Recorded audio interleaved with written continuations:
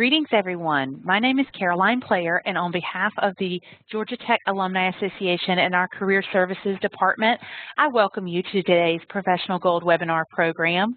For many of you who have joined us for previous Professional Gold programs, you are familiar with our leader. For those of you who may be joining us for the first time, I'd like to introduce our speaker, Adrienne Johnston, a tech chemistry alumna. Adrienne's passion for forming teams and building careers began here at Georgia Tech when she was part of the founding management team at Starbucks at Technology Square. She honed these interests at VendorMate, rising through the ranks to become Vice President of Operations. After leaving VendorMate, she led user experience for KidsLink, and she is now Vice President of Operations for Buckhead Investment Partners. In just a moment, I'll pass the mic on to Adrienne and turn the program over to her. Thanks again for joining us. Just a couple of reminders. Please make sure that you are on mute during the course of the program just to avoid any background noise. And we'd love to have your questions and comments at the conclusion of the presentation. Please use the chat function. Just click on the downward facing arrow to open that up and send Adrienne, or send actually to Caroline Player. You'll see it in my name. Send those comments and questions, and we will get those answered at the conclusion of the presentation. Let me turn this program over to Adrienne.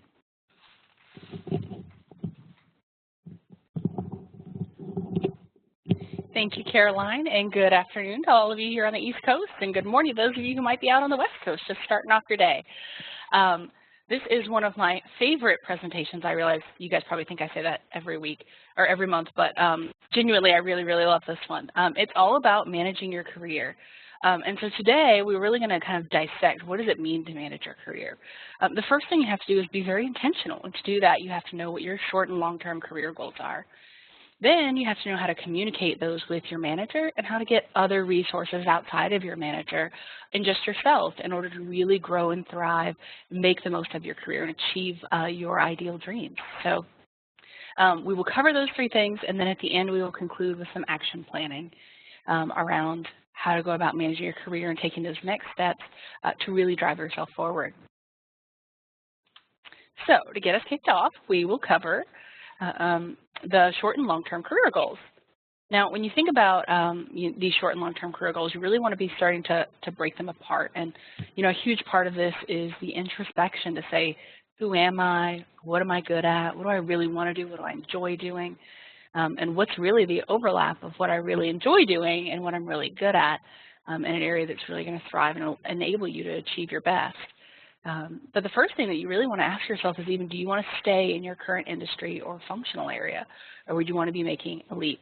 As Caroline mentioned, I'm currently at Buckhead Investment Partners and leading operations. And one of the things that all of our financial planners always say is, you know, this is the field in which I'm going to do my best work. Whereas in operations, we can tend to switch industries or fields because our functional area is really where we do our life's work and have the most value for an organization. So my operational expertise can be plug and play in a number of different industries. But for some people, they may then want to cross in the opposite way from functional area to a different functional area or even a different industry entirely. So you really want to be thinking about that in order to understand where you want to go and where you want to focus your resources. As an example, I have been considering getting my Certified Financial Planner certification in order to better be able to represent the Buckhead Investment Partners brand with my operational expertise, but also to be more fully engaged and to better understand the industry that I am in. And so because that's where I'm at and where I want to be, I can really be thinking about what are those short-term steps in order to continue to grow and develop in this area. If you wanted to switch entirely, you would really have to be looking at what are the steps that you may need to do. Would you need to go back to school? Would you need an additional certification? Would you need to get some project or expertise in a different area? And how would you go about starting to get that? So again, that's what does that next step look like? And so I started researching the CFP certification, and it's very labor intensive, and so I am still contemplating, and expensive as it turns out, to go through that entire program. And so, I really have to be very thoughtful about, is that the right thing to do, or the best use of time, resources, and energy for me? And even to coordinate that with my boss to make sure that that's what, her vision is as we move forward. And the other thing to assess is, are there opportunities in your current organization to either get that industry knowledge or functional area knowledge that you desire? Obviously, where you already have a baseline for the company, the people, and we've talked a lot about how important it is to be able to work and communicate with others in your organization in order to maximize your results.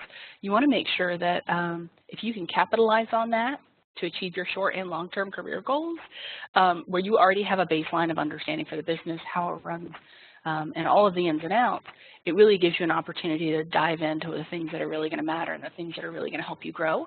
Because it takes 6 to 9 months in a new role to get to, really remember everybody's name, to understand all the context for every decision that's made, to understand the business if you're changing industries or functional areas, and to really wrap your arms around it. And so in many ways, you're just trying to get caught up in that first 6 to 9 months. So if there's a way to capitalize on your current organization and or role, that's a great opportunity to be assessing as you're thinking about those short-term career goals. Next, longer term is typically what we think of as 3 to 5 year career goals, but you can certainly take it out longer than that. And you want to be thinking about, if you're already managing people, do you want to continue to do it? If you're not managing people, is that something that you think you would like to do? And, I always try to instill in people here, people management isn't the only way to rise in your organization. You can be a subject matter expert and a domain expert and make great money and be much more happy and fulfilled, particularly if you're not somebody who enjoys the people aspect of work. It's a lot of work, and it can be very rewarding if that drives you. But for some people, it's just not the right fit, and for some people who may want it, it may still not be the right fit. And so you really have to contemplate, does that best leverage your skills and your resources and the overlap of your strengths with your passions? Because you have to enjoy doing it every day. And then again, you'll want to think about whether or not it makes sense for you to contemplate an industry move or a change to a different functional area. A lot of times you'll hear people talk about how incredibly valuable it is, particularly for people who in management roles who are looking to grow, maybe it's into the CFO role or CEO role, that you want to really make sure that you understand how different components of the business work. And so many times they'll make several lateral moves across different functional areas within their particular industry or company in order to gain that expertise so that they have that background in order to assume higher level roles that have a broader scope of responsibility in the future.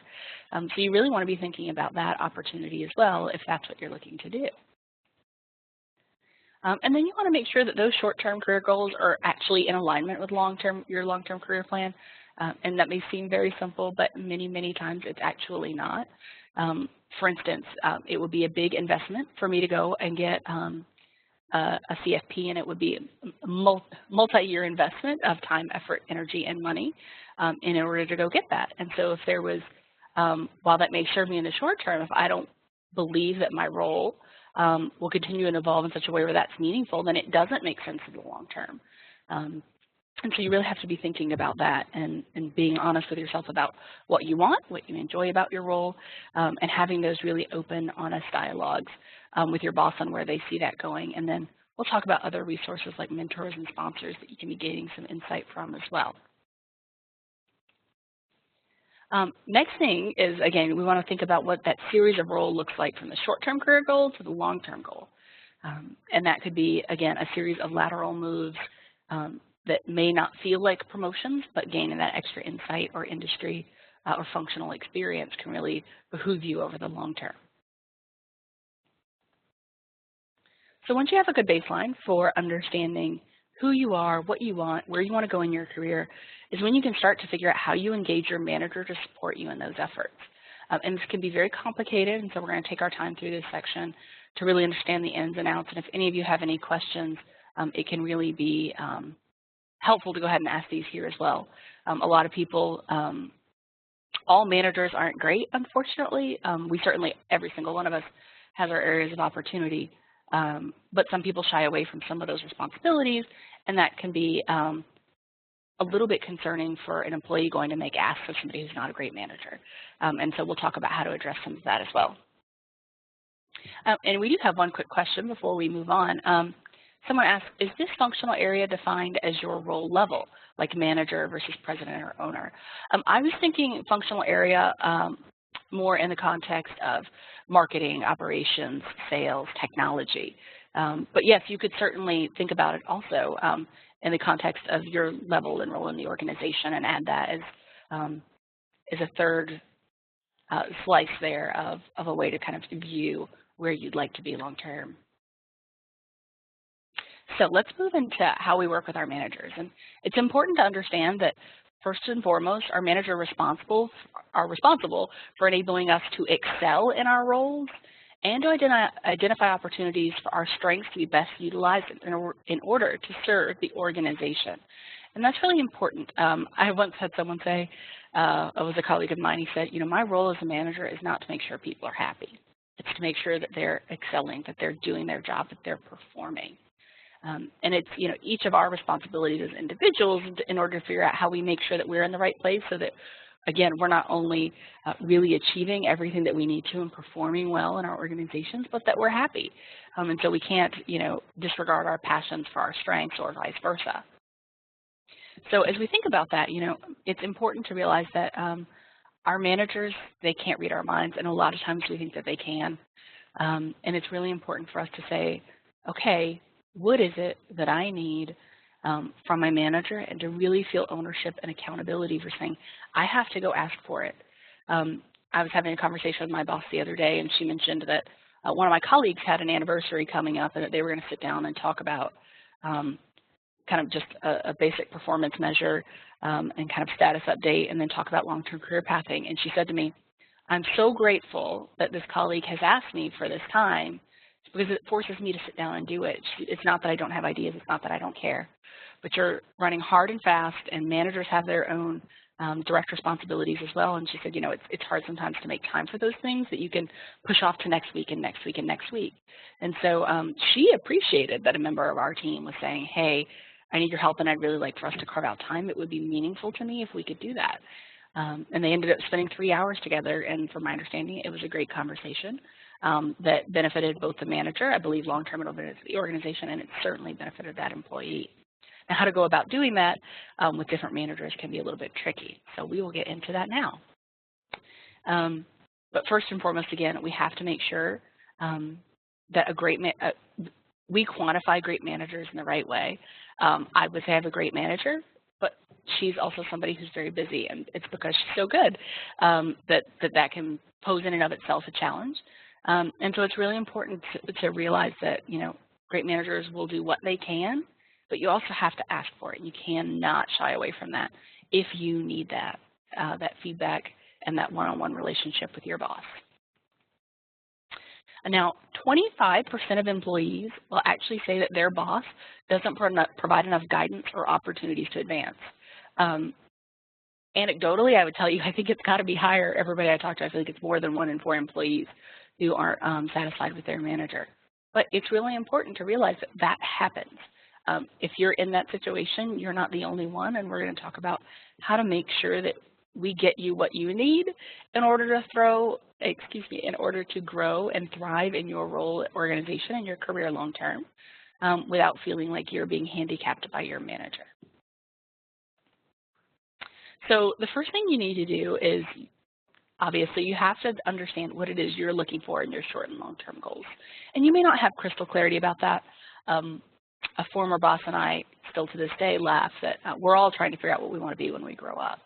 And that we continue to evolve as we get to know ourselves, our strengths, our weaknesses, our opportunities, the functional and industry roles that we really enjoy the most. And that just takes time, and we as people involved. So you don't have to have crystal clarity, but you should have some sense of an idea of what it is you're looking for. And if you don't, that's okay too. You can sit down and you can talk to your manager about, I'd like to understand what options might be, different career pathing options might be long term. And I always recommend speaking in the sense of long-term career goals with your manager, which I'll share with you guys in a little bit. But you want to make sure that you're giving them some substance, something to work with. You don't want to just walk in and say, tell me what I should do with my life. Again, because a lot of times your manager may not know what he or she wants to do long-term. And so, come in with some context. When I sit down with my boss to talk about the CFP and whether or not that's the right path for me to pursue and the right place for me to put time, effort, and energy that could be in other ways redirected to long-term benefit our business and myself, it's important, to say, okay, this is what I'm thinking, and here's why. And I'd really like to get more context from you about how you see my role continuing to evolve, where you see my strengths lie. Is that the right use of time, effort, and energy? And so even if it's vague and not clear to you, you can still have that conversation. But you don't want to just, give your boss a completely blank canvas because that can be very overwhelming for them. It's always easier to edit than to create, right? The other thing that you're going to want to do is ask for feedback on a regular basis from your boss. Is there anything I can be doing better for you? Is there anything you need that you don't have? Are there things that you think I should be working on? It can, again, you have to carve out time in order to have those conversations in the right way. And if you don't immediately carve out that time, it can be very easy to push them off. And then too much time has passed to even circle back up on that conversation in a meaningful way. And so make sure that you're asking your boss for that feedback. And so I've done presentations or had meetings and I'm like, that just didn't go well. And I'll literally go sit down with my boss. I'll scoot into her office right after and I'll say, I just need a quick piece of feedback. That didn't go well. And where do you think I could have, better managed that meeting or taken control back from, maybe somebody who was talking too much, for instance? And how do you wrangle that in a positive way that isn't, in any way uncomfortable for the other people in the room? And feedback. And I've called her before and said, I think I messed this up and I really need some advice on how would you have handled this? What would you have done differently? And sometimes she'll say, this is a great story. Just last week, I had a client make the first time ever in my career, by the way, that I've ever had this happen, but make a very sexist comment towards me. And I know he was well-intentioned, but it didn't change the fact that it was really shocking. And I laughed, but only because I didn't know what to say, and this was a client. And I called her immediately. She was out of the office, and I said, I don't know how I could have handled this better. I can't even come up with what I should have said that would have, in a nice way, put him back in his place and not in any way made it seem as if I was condoning this inappropriate thing that he had just said.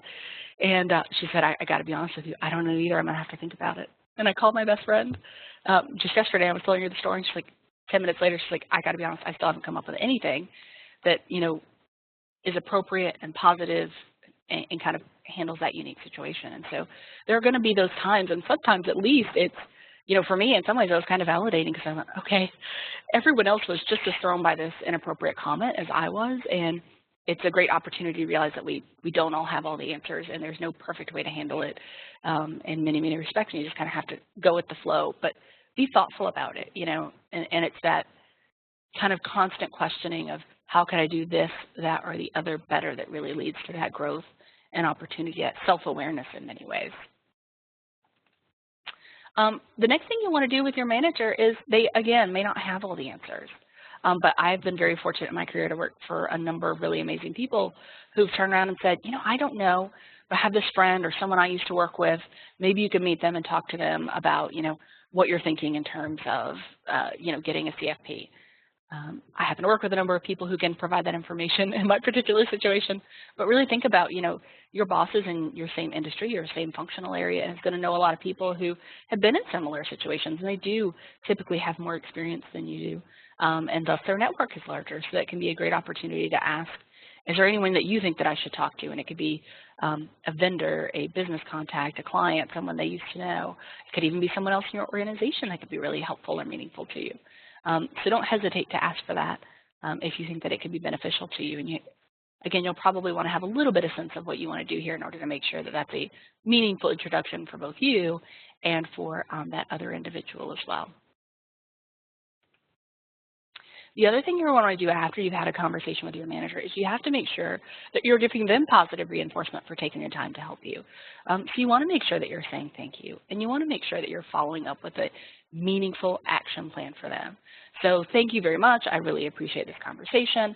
Based on our conversation, I think that I need to pursue getting a CFP, and I'll take these measures, and over the next 2 years, I plan to complete that. What you wouldn't want to do is expect that because you told your manager this is what you wanted, that your manager was going to magically be able to make all that happen for you. and that happens quite a bit, so really be thoughtful about that. At the end of the day, all your manager is going to be able to do is give you guidance and a little bit of direction. It's up to you to execute your plan and to implement the things that they've told you, the guidance and advice they've given, into something meaningful that drives your career forward. At the end of the day, it's never our manager's responsibility to make sure that our career is moving forward. It solely lies in our court. We're the only ones who can watch out for ourselves and certainly are accountable for it, that reap the benefits of that. And so it's really important to make sure that, you know, you even use them as a source of accountability. And I do that with my boss all the time. I say, okay, I'm going to follow up with you in a week on, you know, this. I want to do better on this particular piece. My particular challenge usually is, unfair as it may be, thoughtlessness sometimes when I speak. I don't necessarily realize the long-term implications or how other people may interpret the things that I say in a negative way, because I am such a genuine person and I know the context in which I mean it. So really, you know, for me, I'll say whether, okay, in a week I want to follow up and talk about, you know, these particular set of situations where maybe I did a good job or what I could have done better, and that we were kind of constantly learning. And she appreciates it, right? It says, hey, I've now taken the time to give you a little bit of coaching, and you intend to do something with it, and you're going to follow up. And so it's beneficial for both of us. And it inspires trust and my ability to execute for her as well. And again, that's that next piece of updating, keeping them updated on your progress, is to say, hey, I'm not short-sighted. I can think long-term. I know how to manage projects, agenda items, whatever the case may be, over the long term, and I can keep it top of mind. And that's what your manager is looking for, right? Somebody else who can help execute their greater vision and the greater good, and those things aren't tactical initiatives. They tend to be strategic imperatives with lots of moving pieces that take time to implement. So be thinking about how you communicate that to your manager as well, which really is continuing to add to your professional brand. Now, I mentioned, you know, it's not everybody has great managers, and even great managers have bad days. And I have made the unfortunate mistake once or twice in my career of trying to have one of these discussions that was, you know, really beneficial to me and really meaningful for me at a time that was not a great time for my boss. And I knew that. I just didn't really put it in perspective. And that was in many ways very selfish of me. And so what I always advise you all to do is kind of really, you know your manager more than anybody. You know if they're having a good day or a bad day. You can kind of get a sense of how quickly they respond to things, if they're too emotional, if maybe you have a manager who closes their door a lot when they're not in a great mood. Kind of notice those signs and making sure that you're picking the right time. So even if you have a meeting scheduled with your boss and it seems like they're not having a great day, consider, you know, moving and say, hey, it seems like you're really busy. So how about we reschedule this since it's not, you know, an immediate priority, and I can be flexible. That demonstrates your ability to be very kind to someone else, your ability to understand and recognize their emotional cues. It also allows you to make sure that you are making your ask and getting the most of that person at a time that's good for them. And that ultimately benefits you in the long run. Something else you're going to want to do is you want to make sure that you're really framing this in the sense of, I want to help you. I want to be a better member of our team. I want to make sure that I'm better able to support our organization in the long term. And you want to make sure that you're really demonstrating your commitment. You know, I mentioned some of those managers who may not be great managers intrinsically can struggle, and they'll struggle in a couple of different ways. One, when you try to have this conversation with them, what they may hear is, I'm unhappy with you. I'm unhappy with this job. I'm not satisfied. I'm not fulfilled, and they'll take that personally. Another thing that can happen is that they can hear, I want to leave you. And if you are a top performer on your team in your organization, that can be very, very scary to your manager. And you'll know based on how they react. If they seem a little bit flustered by the conversation or a little off their game, what they may be hearing is, I want to leave you. And so you want to make sure that you're not in any way communicating that inappropriately. And even if maybe long-term you don't want to communicate that to your manager, you don't want that to have negative ripple implications on you. And I think that there are many great managers who wouldn't take it that way, and that wouldn't change the way they move forward. But I wouldn't want you all to inadvertently put yourselves in a situation where that may be the case. So really be thoughtful about, very clearly stating, I want to help our team, I want to grow, I want to develop, and I want to make sure I'm really able to enable the organization to perform better. And so I'm thinking I need to do these things, and I'd really love to get your insight on how I continue to help this team and this company grow and thrive. And again, you probably want to focus on long-term goals. It can be very uncomfortable for a manager. A lot of times we have some level of visibility to how roles and things will change, but there are inevitably setbacks or delays, and so it can be difficult because we don't ever want to commit to a member of the team that there will be a role for them, or there is a clearly defined path. And so make sure that you frame it for them and kind of take that concern away from them, that this isn't short term, this isn't 2 months from now or even a couple of years, that you're talking a 3 to 5 year path, and that's going to make it distant enough for them that they can really get comfortable and really provide you really valuable insight without feeling that immediate threat of losing you, or even there are some managers who are insecure and might think you are trying to take their job. And hopefully that doesn't happen to you, but you just really want to make sure that you're focused on that long-term horizon in order to give them comfort and completely remove that shadow of doubt from their mind. Now next, again, not everybody is fortunate enough to have a great manager and someone that you can overcome these obstacles with. And some people just, especially if you're thinking about changing industries or functional areas, or these aren't appropriate conversations to have with your boss, you have other options. And so we need to kind of address what some of those are.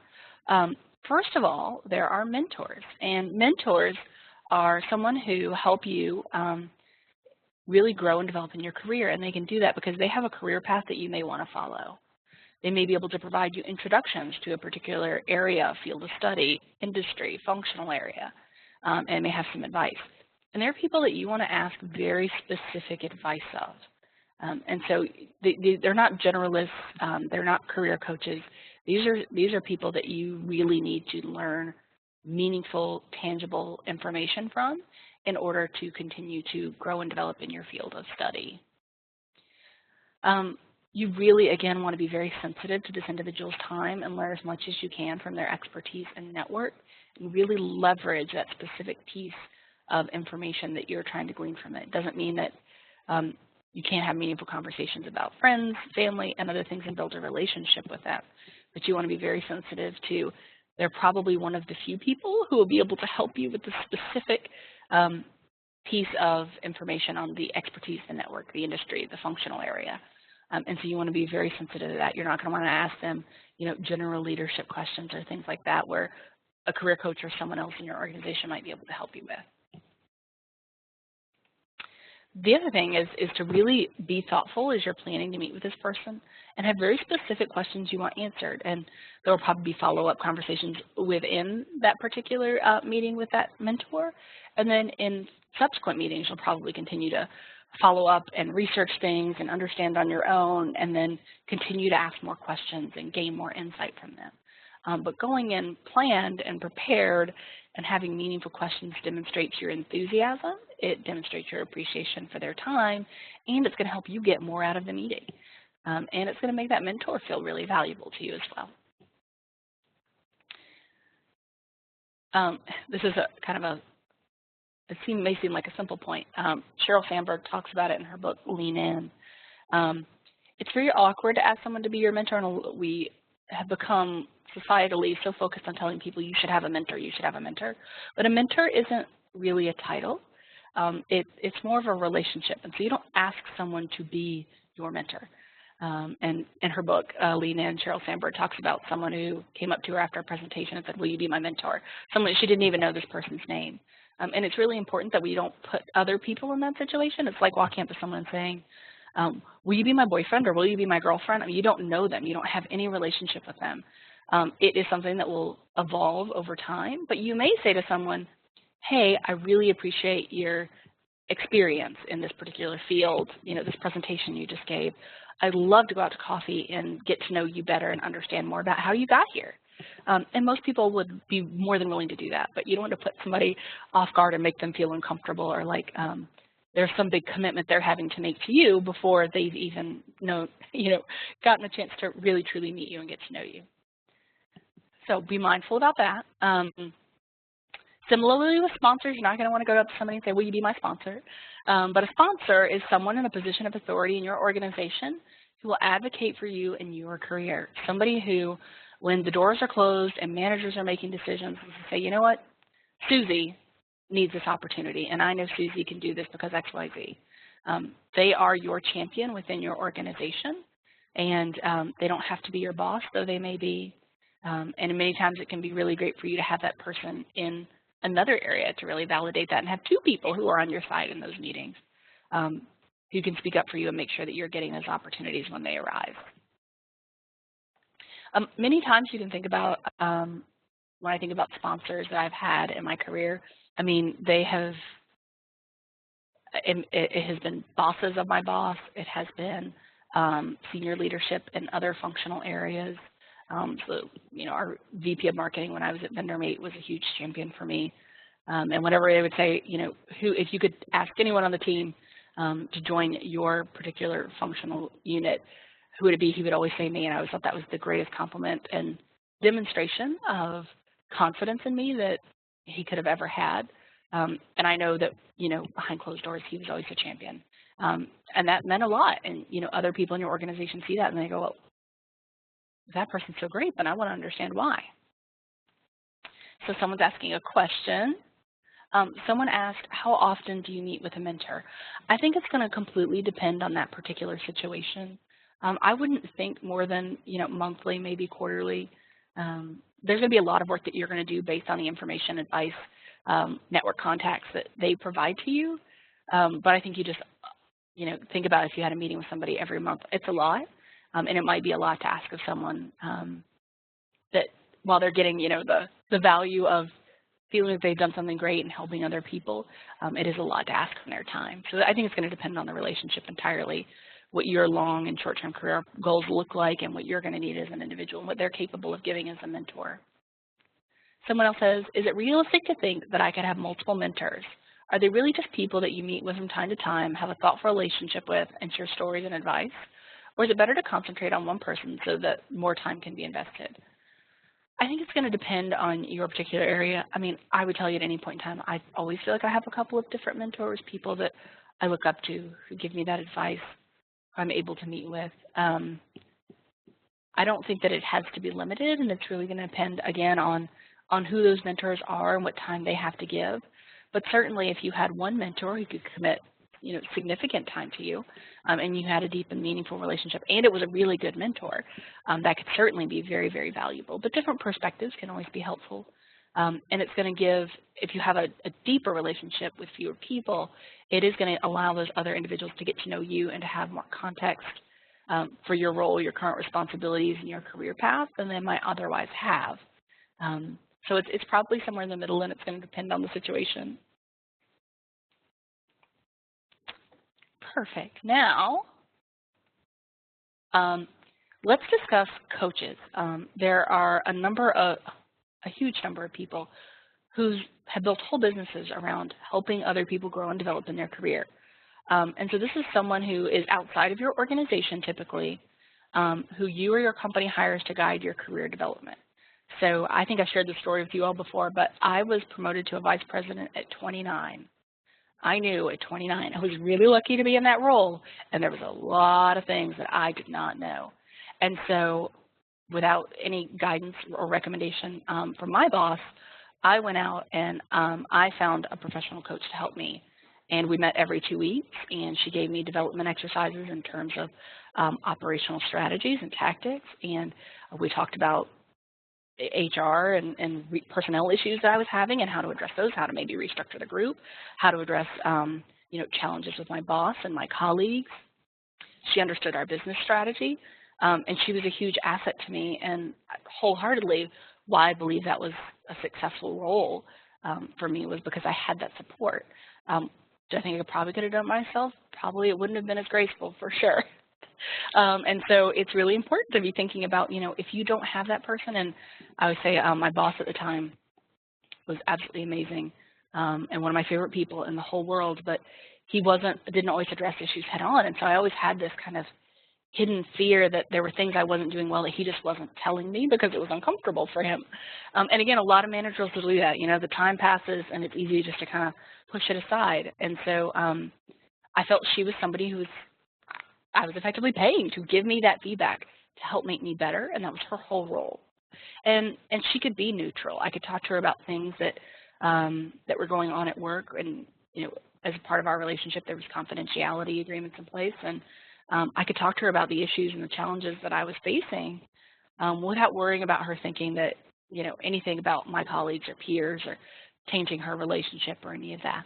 And so it was really valuable to me. And she even actually sat down with my boss, and because I was so curious as to what feedback he would have for her that she could then give to me, and would that come, and there were things that he told her about. One of them I remember was that once I had lost faith in someone, it was really hard for me to come back from that and to give people second chances. So I was so trusting up front. And I continue to work on that today. But it was something that he told her, and she told me that he had never mentioned to me, which I always thought was really interesting. So it was another way to get some perspective and to make sure that I was achieving all that I could possibly achieve. Another option are career centers like the Georgia Tech Alumni Association. And I actually met Caroline when I came in to do a mock interview. It's not something I fancy myself good at. I don't enjoy them at all. It feels like a test. I get all this test anxiety, and that was how I met Caroline. Amazing people here and in many other career colleges and universities. There are even other career resource centers that may not charge any fees, where they'll give you interview practice, resume writing, assistance, kind of help you with some career pathing, maybe do DISC or one of those other communication and learning style tools that can help you map out what your ideal career is. And I would tell you those assessments always seem silly because you get your results back and you're like, this is so vague. But now that I feel like I'm more settled in my career, and I found one maybe 3 or 4 months ago, and I went back and I looked at it, and it said I should be a teacher, I should be a therapist, or something else in that vein. And I just thought, it's so funny in an operations role, I'm always teaching, always defining process. Oh, I was a scientist, ironically, with my chemistry degree. Always teaching, always defining process, always trying to figure out how to make things better. And that comes to people, and it was that kind of amalgamation. You go, wow, that is so me. But they just seemed like general descriptors at the time that didn't have a lot of weight. And so not feeling limited to those, but understanding the themes that, for instance, would make a teacher great, that would make a scientist great, and the things that would make a therapist great. Other tools that are virtually free are some online professional development tools. So especially for those of you who have very specific career goals in mind and know that you have skill sets that you need to develop, this can be really valuable. Udemy is one of my favorite online training programs, so people create their own content. You do have to make sure you're reviewing the ratings and all that stuff so that you don't get, you know, a $200 course that's 10 minutes. So you want to look at all the specifications of that and what other people have said about it. But they have some great things, like even if it's just getting yourself, you know, more comfortable with databases and technology, or they have leadership classes and things like that just that start giving you exposure. And I had a boss who once told me, if you can just get one thing out of every one of those training sessions, you're continuing to grow and develop. And so think about it in that context of what's one more thing that you can add to your toolkit of knowledge and information and the value that you bring to a workforce. MindTools is a really cool subscription-based service, and they have like plans for SWOT analysis and templates, and then they kind of talk you through some of those conceptual ideas that are more strategically and management focused, I would say, is how I would define it. And then Manager Tools is this really fun podcast that I listen to. The two guys that do it are both Ds. So if you guys remember from our communication training, Ds were dominants, and so Ds tell it like it is, they talk quickly, they get it out there, no holds barred, and they really do a great job of encouraging everyone to be very accountable, and they just say, you know, have you done these things? You need to make sure that you're accountable and responsible.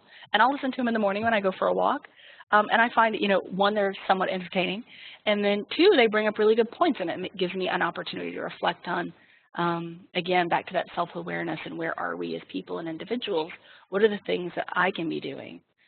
Am I as accountable as I could be? Am I communicating with my peers and colleagues in the best way that I could be? And kind of keeping that at the forefront of your mind. Someone else asks, what are your thoughts on asking the company to pay for a coach? I think it's going to completely depend on the situation. I chose not to because I felt like I was getting an opportunity and that it was my responsibility to incur that cost. I was getting the opportunity to be a vice president at 29. I needed to make sure that I didn't fail at that opportunity. So I would say it's going to completely depend on the situation and the culture. At my current organization, we don't pay for anyone's professional development. That's a self-incurred cost. And the culture there is you reap the benefits of it long term, and so you should be the one to make that investment in yourself. And what they don't want to do is end up getting in a situation where they're paying for someone else who may or may not be taking action or may not be providing meaningful value to the business. But I would say it wholeheartedly depends on your culture. I chose not to for the reasons I previously stated. So the next piece as we're wrapping up is to come up with one action item that you can take out of the session. At this point now, we've all invested 40 minutes in the concepts of how do you define your career goals, how do you go about working with your manager to get support, what are other tools and resources that you have at your disposal in order to continue to move forward in your career. And we know that setting an action plan after a training session improves your results by as much as 60%. So there's no better time than the present. So for those of you who may have minimized your chat window, you can click on the downward facing arrow in the top right-hand corner, and you can chat either to everyone or you can chat just to Caroline, and we'll keep those anonymous.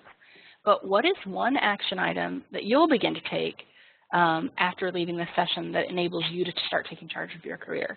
And that could span the gamut. It could be even just really sitting down and saying, honestly, what do I want to do in the short and long term? And most of us, will have some sense, but we may not have clarity about how to get there. But even just creating that is a great starting point if you don't have it yet. It may be sitting down with your manager and saying, what kind of assistance could you offer me? It could be going to a career center. It could be contacting Caroline for a mock interview. Whatever that thing might be that you think is one thing that kind of starts enabling you to build some momentum can be really beneficial. So someone asked, does PhD advisor count as manager, mentor, or coach? I'm not exactly sure of the exact context of that relationship, but if you have direct responsibility for someone as a PhD advisor, I would say it was a mentor. A manager. If it's a very informal relationship that's completely on both people's terms, I would say it's a mentor. And if you're required to provide feedback to this person, but there's not real accountability to you, I would say you are a coach. Someone says, I will make a long-term career action plan and review it with my mentor and then my manager. That's excellent. Someone else says they will be defining short and long-term goals and determining their next steps. That's perfect. Someone else says apply for a corporate mentoring program. I love that. And for those of you who may have resources either through your organizations, the Georgia Tech Alumni Association, at your disposal, you should definitely check those types of programs out. Because so many people are, already providing that infrastructure for you, and it kind of takes some of the work off of it and enables you to take advantage of great things that are already happening. Someone else says they're going to take the time to think about goals first and then plan an approach with their manager second. That's perfect, and that's really beneficial to take that time and understand what it is, what you're even asked of your manager to make sure that it's a meaningful conversation for both of you. Someone else says, I will identify the best area of overlap between my skills, knowledge, and interest and passion. And that's so true. I mean, we laugh about it in my office all the time. Our accountant keeps eyeing this little corner office, and I always say it looks like a little cave. And she's like, I really want that office, and we were kind of doing some office moves. And I said, it totally fits her personality, kind of quiet. She'd be totally happy to sit in the little cave, as I call it, and do her accounting and her math. And I laugh because if I want to be in the office, in the middle, yucking it up with everybody first thing in the morning over coffee. And so everybody has, what's comfortable for them and what's natural, and you want to make sure that you're really able to capitalize on that and be the best version of you and to create the most value for you, the organization, and your team. Someone else says, does the Georgia Tech Alumni Association have a system where an assessment of skills, passion, capabilities can be made? So at the Georgia Tech Alumni Association, we use both Myers-Briggs and the Strong Interest Inventory. And so you can reach out to Caroline if you have any interest in getting more information on how to take advantage of those. All right, everyone, you guys are quiet today. Must be the heat down here. So heat wave we've got. But if you have any follow-up questions, please feel free to contact me or Caroline, and we'll be happy to answer them. Oh, someone else says, does the Alumni Association have a mentor matching system? Okay, so for right now, the mentor program is only for professionals and students right now. But long term, we'll see how that program continues to evolve in order to be accessible to everyone. Someone else says that they will make a long-term career action plan review with my mentor and then my manager. Oops, we might have to scroll back up. Sorry, we already read that one. Someone else says, thanks so much. This is my first time participating in these sessions. I'm going to look further into GT career resources. Love Caroline, love everyone here at the Alumni Association. Certainly great programs that they have available to all of us. And I'm sure you will all agree. Someone else says that they're looking for, matching perfect fit background and long-term career goal. Okay, so ARCA, we will follow up with you independently to talk about that mentor matching system. All right, everyone, again, let us know if you have any other questions, and if not, we will talk to you next month on managing up, which is all about, once you have this context and what it is you're looking for, the managing up is in many ways a culmination of several of the sessions we worked on. This one, making the most of your career, the communication styles. How do you make the most of your relationship with your manager? How do you get what it is that you need from them in order to grow and develop? So everyone, have a wonderful week, and we will talk to you next month.